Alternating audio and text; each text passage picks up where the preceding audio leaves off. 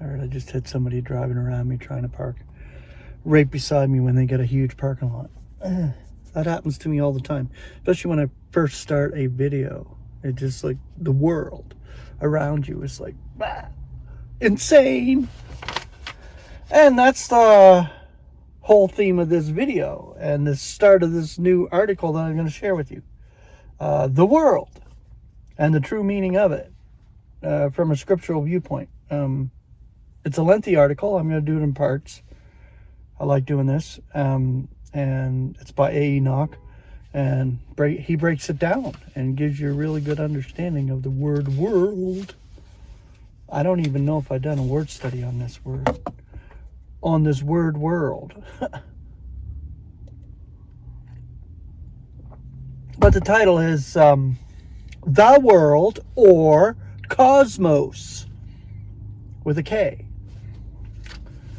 System or order is the underlying thought in the word cosmos, which is usually rendered world in English. We seriously consider dropping the word world at one time, as it is more or less encrusted with misleading theological ideas. But there does not seem to be a very good substitute. And this is Enoch when they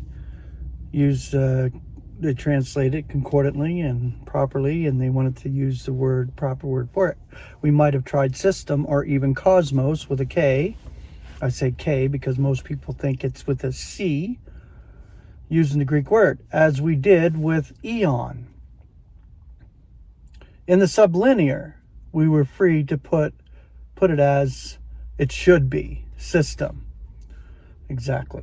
Even with this, it is almost impossible for some of us to shake off the old associations, such as we find in the phrase, the world, the flesh, and the devil. So we think of the world as something essentially bad and incurably evil. It is the faded figure association by which that which is included in a system is called by this name. But a system or world is not in itself undesirable.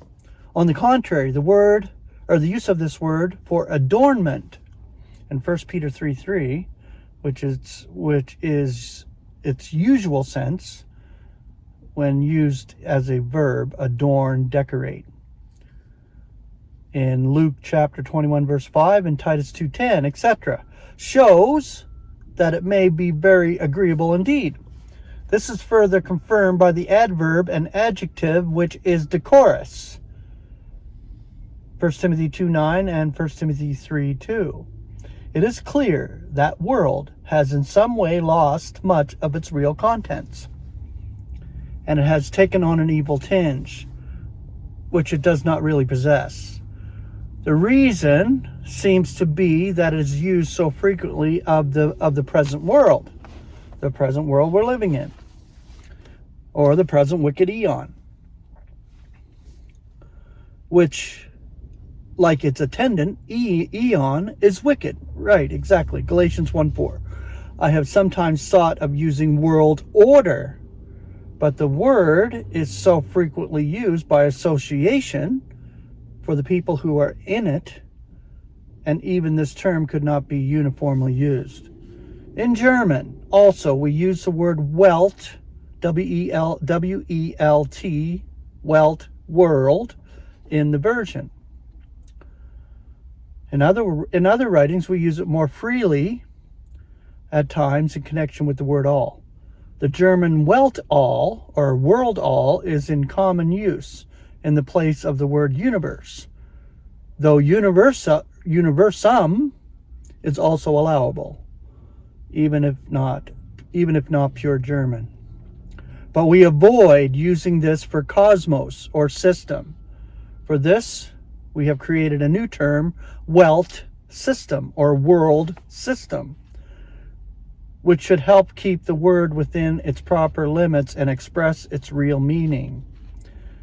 Many incline to think that at this time there's no real order in the world. Exactly. but that it is evil because of the lack of system. This, we suggest, is a mistake into which we fall because we cannot discern much plan or purpose in this era.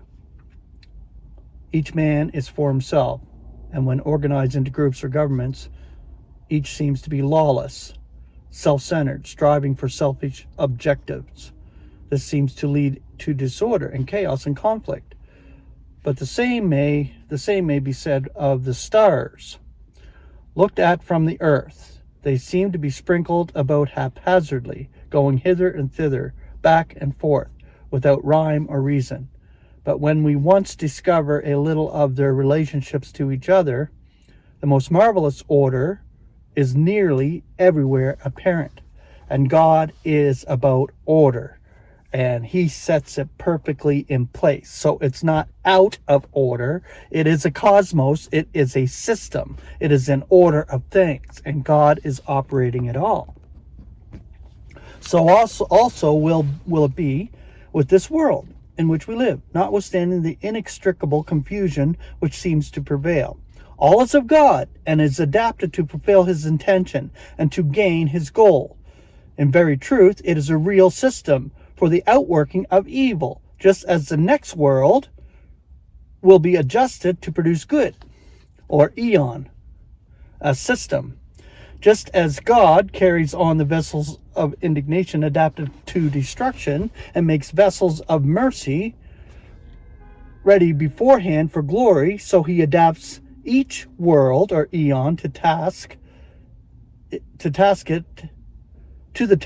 has to fulfill in his great plan to reveal himself, even though it is evil and must be so in order to reveal man to himself and prepare him to find his all in God. It is a real world or system, fearfully complicated for us, indeed, but nevertheless a well-designed and efficient arrangement for the purpose for which it exists. Like most words, which are frequently used as a figure, world has been the source of much confusion of thought and the premise of many a misleading argument. As the figurative usage of the word varies much, the concordant method may lead astray if the figures are not recognized and kept by themselves. This can be seen from the fact that world seems to have contradictory meanings in the scriptures. How many of us would use the adjective worldly, cosmikon, of God's holy place? Hebrews 9:1. In words of this class, attempts have been made to strike an average to take this as its meaning. But this is not possible where the word seems to have so many vital or variable significations, some of which seem to clash with the bulk of passages.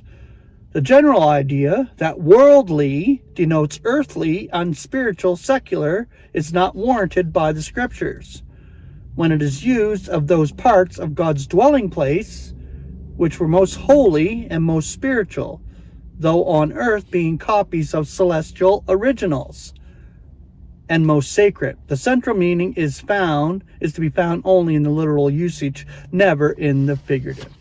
Okay, so we're going to get into the figure of association in my next video. Grace and peace.